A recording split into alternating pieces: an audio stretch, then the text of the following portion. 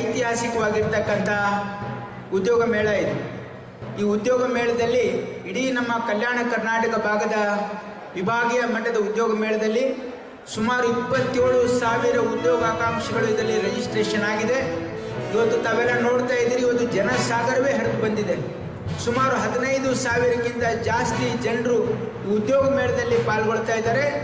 ಮತ್ತು ಎರಡನೇ ಹಂತದಲ್ಲಿ ಜಿಲ್ಲಾ ಮಟ್ಟದಲ್ಲಿ ನಾವು ಉದ್ಯೋಗ ಮೇಳವನ್ನು ಮಾಡೋಣ ಅಂತಕ್ಕಂಥ ಒಂದು ಸೂಚನೆ ಮೇರೆಗೆ ಇವತ್ತು ಈ ಉದ್ಯೋಗ ಮೇಳ. आज भारत का डिफेंस सेक्टर जहां सेल्फ रिलायंस के रास्ते पर आगे बढ़ रहा है, वहीं ग्लोबल सप्लाई चेन्स को भी रेजिलेंट बनाने में बहुत ही महत्वपूर्ण भूमिका निभाने को तैयार है.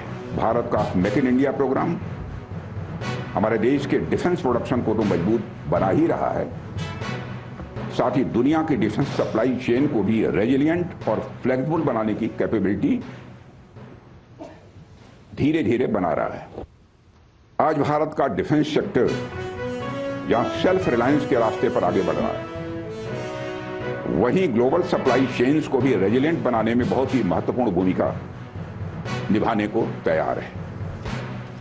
साथियों, आज के कुछ साल पहले तक सारी दुनिया भर के डिफेंस कंपनीज अपनी मैन्युफैक्चरिंग के लिए उन ग्लोबलाइज्ड और कॉम्प्लेक्स सप्लाई चेन्स पर निर्भर थी जो दुनिया के कई देशों में बिखरी हुई थी, स्कैटर्ड, मगर उनकी प्रोडक्ट डिलीवरी समय पर हो जाया करती थी, जिसे लोग just in time delivery model कहते हैं.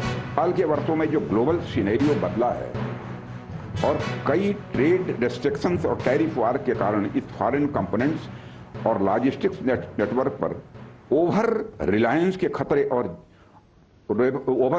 खतरे और जस्ट इन टाइम अप्रोच की खामियां यह स्वाभाविक रूप से दिखाई दे रही हैं. अब दुनिया का defence sector just in time की जगह just in case delivery model की तरफ बढ़ रहा है.